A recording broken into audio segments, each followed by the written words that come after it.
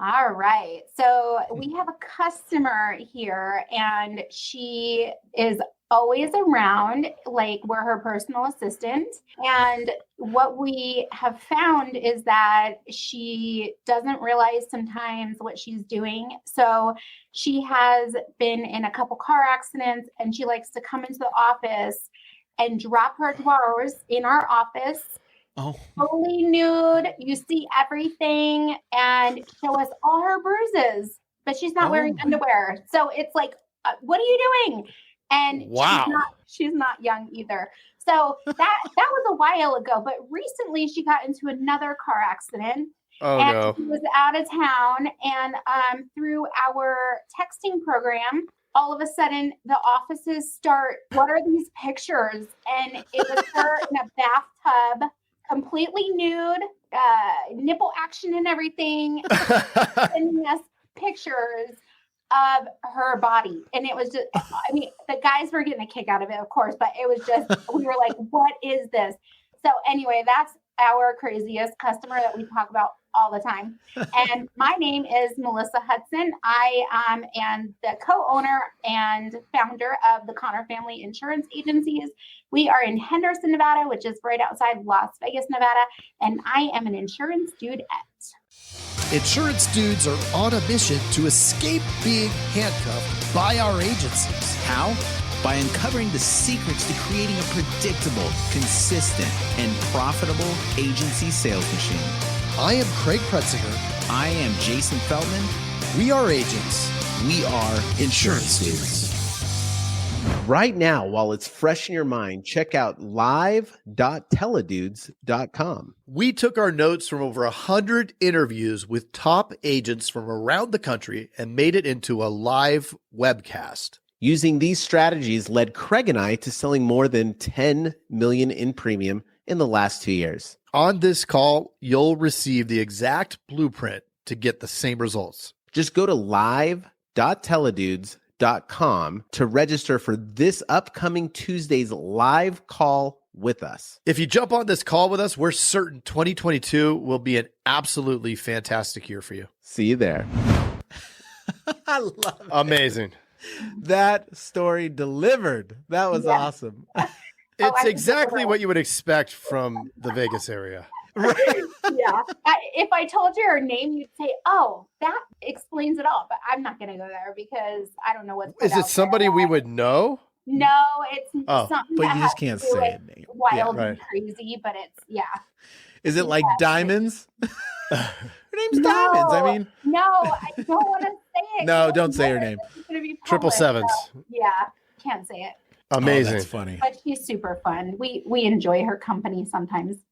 I Well, mean, yeah, with curveballs like that, I mean, that's keeping the agency on the toes right there. That's funny.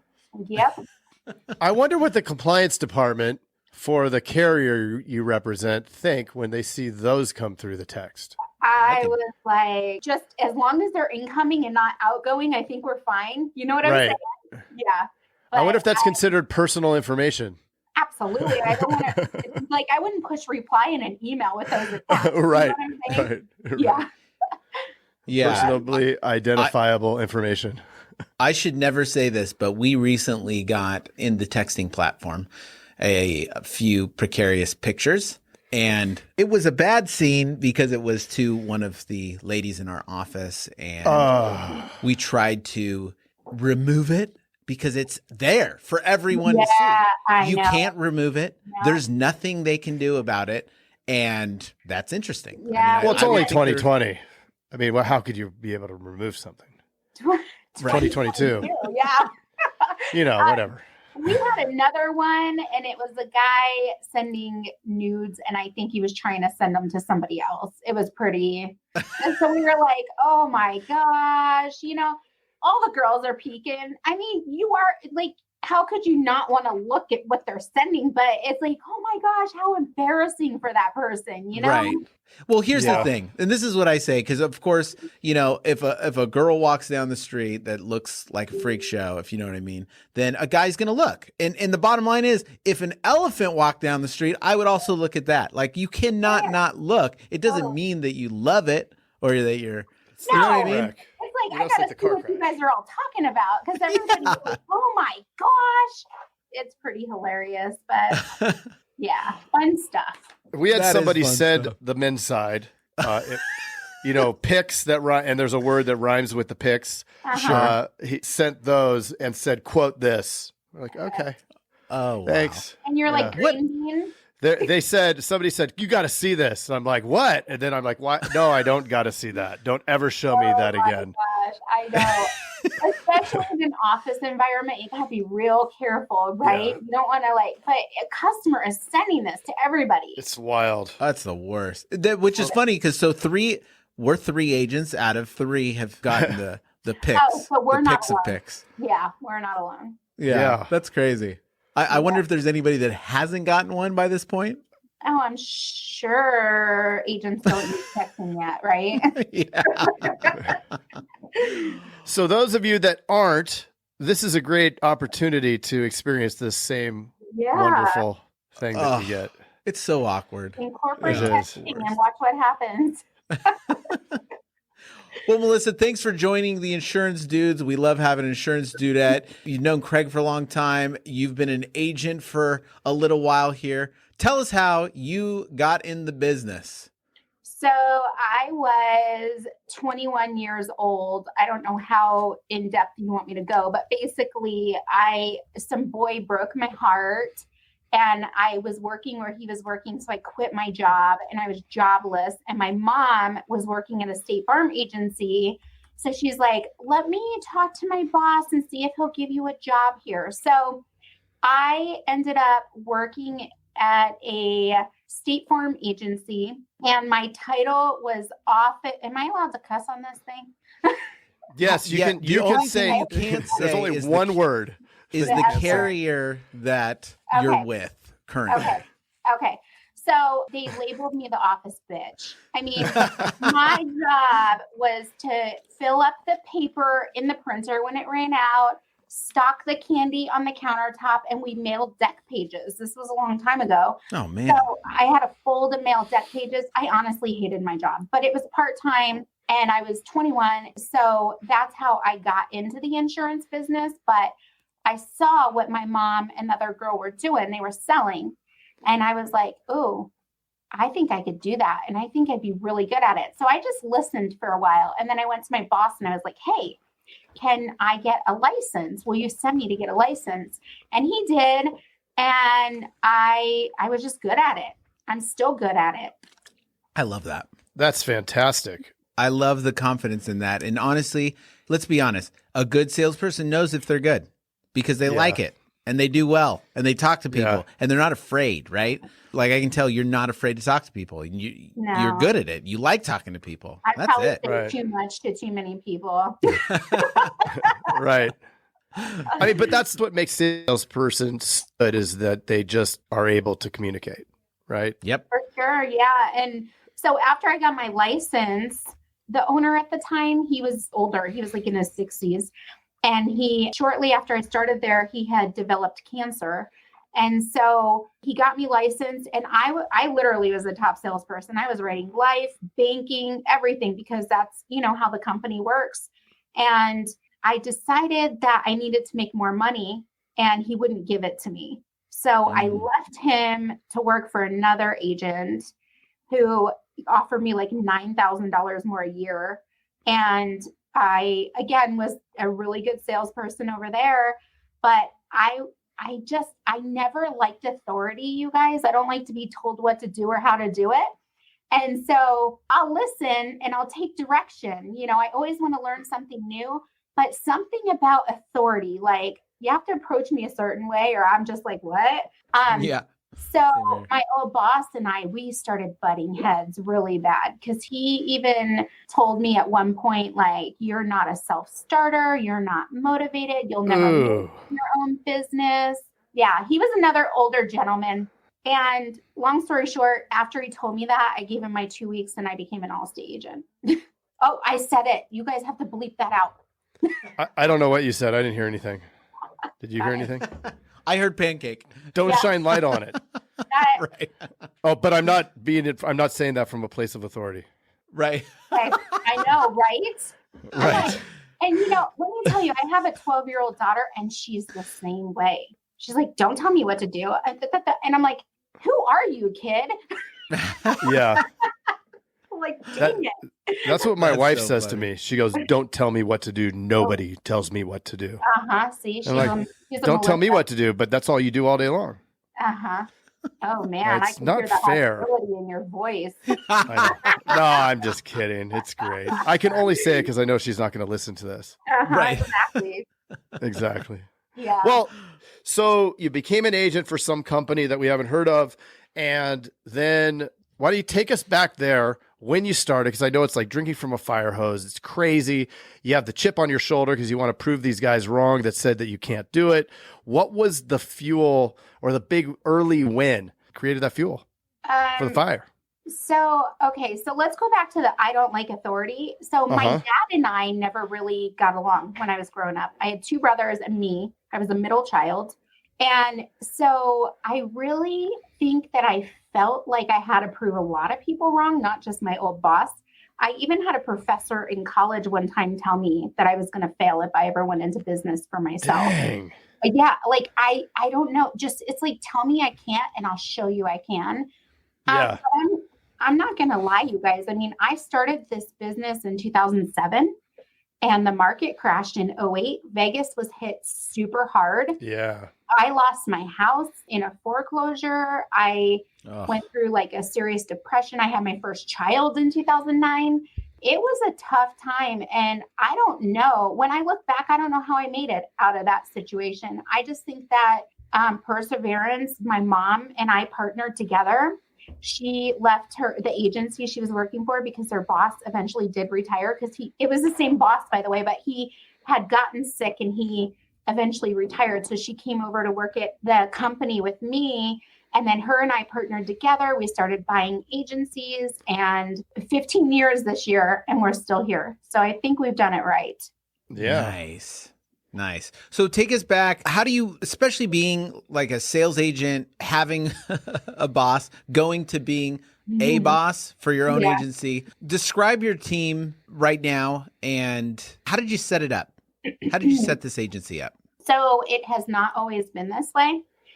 The way that we are today is a lot different than the way we have been in the past. So now we have an inbound sales team and an outbound sales team. We have adopted an agency model that another large agency in our company follows. And so we took his program and we implemented it in our business. So we have inside sales. Any customer that calls in, they speak to our inbound sales team. Our inbound sales team processes endorsements. They try to do a review. They try to uncover different assets or insurance coverage, protection, whatever that the client doesn't already have. And they also try to ask for referrals, cross sales, all kinds of stuff like that. They also take any incoming marketing calls. So if we do mailers or if we do any kind of print ad, anything that would generate an incoming call to the agency, the inbound sales team would handle. And then we have the outbound sales team. They are literally dialing for dollars. So they work in our lead management system and all day long they're calling, they're following up on leads. Sometimes it's cold calls, but usually we're purchasing leads from different lead vendors or we're doing inbound live transfers. And then we have a service person who basically follows up on all the paperwork, deals with all the admin stuff when we get like notifications from underwriting that need to be handled or somebody coming off of an auto pay because the payment was returned. So she handles all that stuff. Awesome. That really helps having that clear division and the roles clearly defined for everybody, right? It does. I will tell you the transition has been tough. We transitioned. We said, okay, this is what we're going to do. And this is the day we're going to do it. And it seems like ever since then, one thing after another has gone wrong. And personally, in our lives, like my grandfather passed away and just all kinds of stuff has gone. I know. Thank you. People have had COVID because this COVID crisis isn't over. So we've been battling an uphill battle, but we have not given up and we keep trying our best. We keep buying leads. We keep investing in the agency. And I've always said, you have to spend money to make money. Everybody hears that phrase all the time. But the agents that I know of that are not producing like at the level that we are, they're definitely not spending the money we are. Right.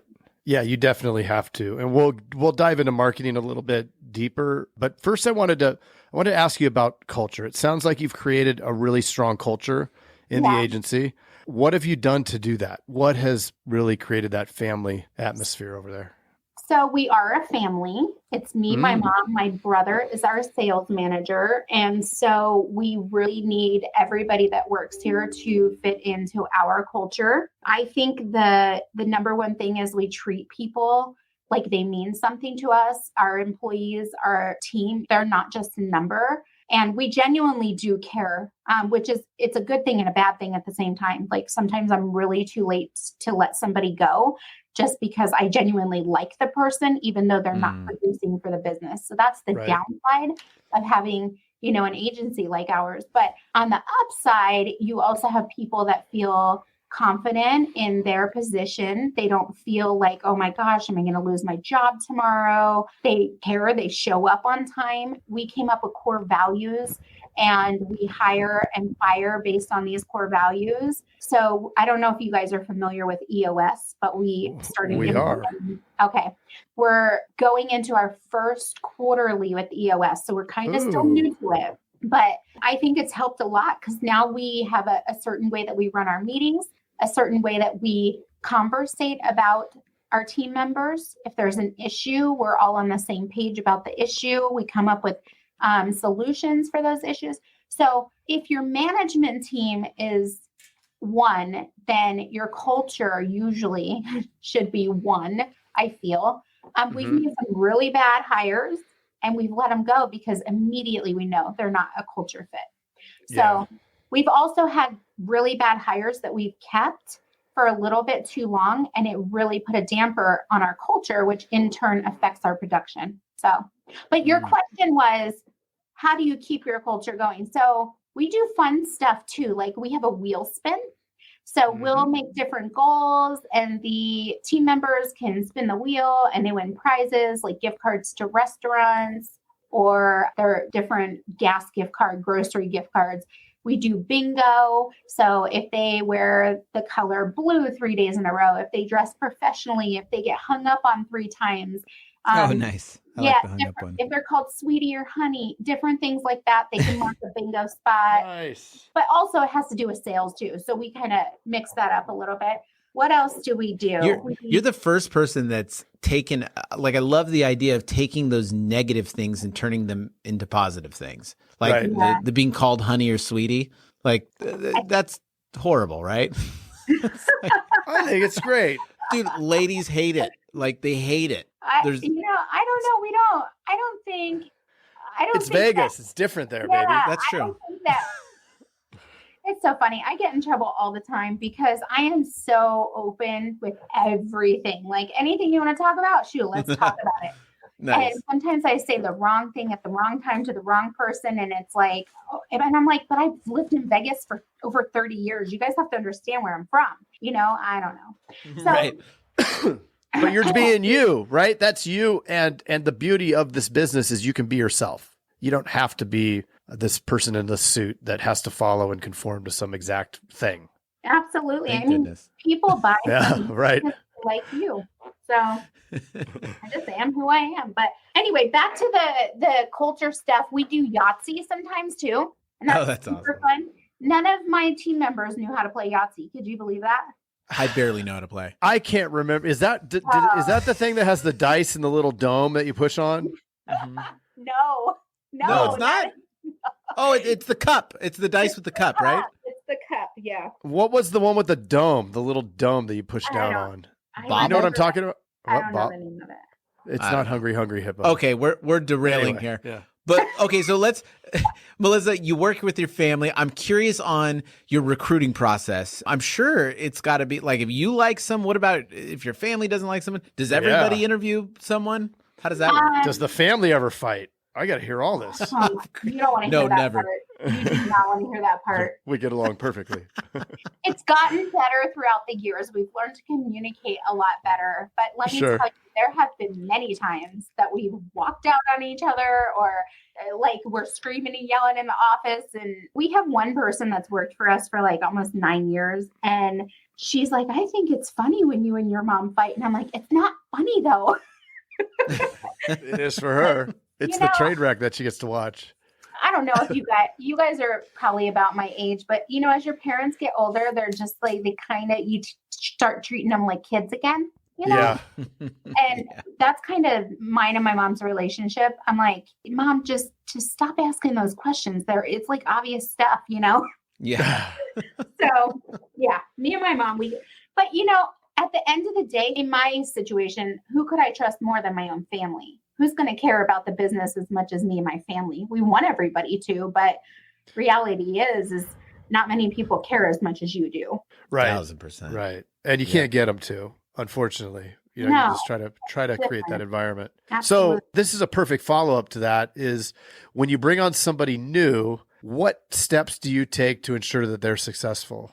So my brother, who is the sales manager, actually, we have a training outline. So we start them on the company product and we start training them on what we offer, as long as they're licensed, of course. So the first step is getting somebody licensed if they're not. Right. And that's up to them because what can you do? They have to pass the test themselves. Right. But in our agency, we start them on product, risk management, which is making sure they fit into guidelines, knowing the guidelines. So we know we can write the person or not, how many claims, that sort of thing. Where to find the information in the system if you have a question so that you can be self-sufficient, because we don't want to hold your hand through everything. Although we're always there, So then we start them, they put on a headset and they listen to our tenured staff on the phone with clients and how it goes. We let them listen real time and get a feel for what the call's like and how we talk to people, and through all that process. And then of course, training them on the systems, which are they're not hard these days. Then we finally get them on the phones and we let them start dialing. We sit by them. We make sure they're comfortable. And then of course, when they get somebody on the phone, we're right there with them to make sure it goes smooth and we can answer any questions. So it's usually how it goes. Awesome. Yeah, I love that. And what would you say is your most effective training tip? Like number one? Most effective training tip is probably the most effective part of our training is probably allowing them to listen to real-time calls like as they're happening with a tenured LSP or salesperson. I feel like them seeing it real time in action. And it's almost like you're watching a training video, but it's there. And then when the call ends, you can ask questions, you can follow up. The tenured team member can tell you what they thought they did good, what they thought they didn't do good, because we can all scrutinize ourselves the best. And I think it's super effective. I love that. And that can be tough sometimes. I mean, it's just like listening back to calls can be tough to do with the other. It makes the person that's with them feel just as uncomfortable as them listening to it. So sometimes we tend to not do that. But I think that's a fantastic point, that I think that is the most effective thing. Sit down with them, help them in real time. Yep. And it also plays a role into culture, because now you have them with your tenured people and they're starting to talk to them. And you know what I'm saying? Get to know, are they catching on? Are they not catching on? Is this going to be a good fit? And we've come across a couple where they're like, whoa, this person is not going to work out here, Yeah. Yeah. It shows, it gets exposed fairly quickly if you're on top of that. Absolutely. I agree. And you asked me about recruiting. I did, or he did. Somebody did. Yeah.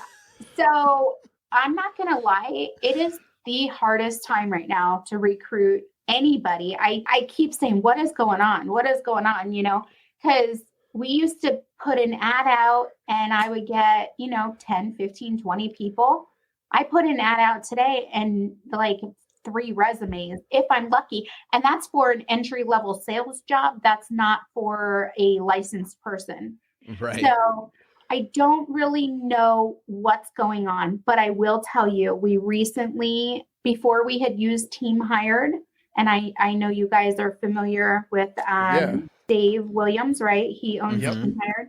And we use them, and I loved their process. And I got I got 2 hires. One was a terrible hire. I won't talk about that, but the other one's still with us. It's 5 months in, and he's starting to sell a little bit, which is good. Nice. And then we went back to them recently because we need a couple more hires. We're trying to buy 2 more agencies, and we're not getting what we need doing it ourselves. So we went back to Team Hired, and our next hiring event starts Monday. So I'll have to update you on that. Nice. Oh, awesome. Yeah, definitely circle back for that. Hey, what are you still doing here? Well, while you're still here and while it's fresh in your mind, check out live.teledudes.com. Yeah, if you weren't listening before, we took notes from over 100 interviews with top agents from around the country and made it into a live webcast. Using these strategies did help Craig and I write over $10 million in premium in the last couple years. And let me tell you, on this call, you'll receive the exact blueprint to get the very same results. Again, that's live.teledudes.com to register for this upcoming Tuesday's live call with us. And if you jump on with us, we are certain 2022 will be an absolutely fantastic year for you. See you there.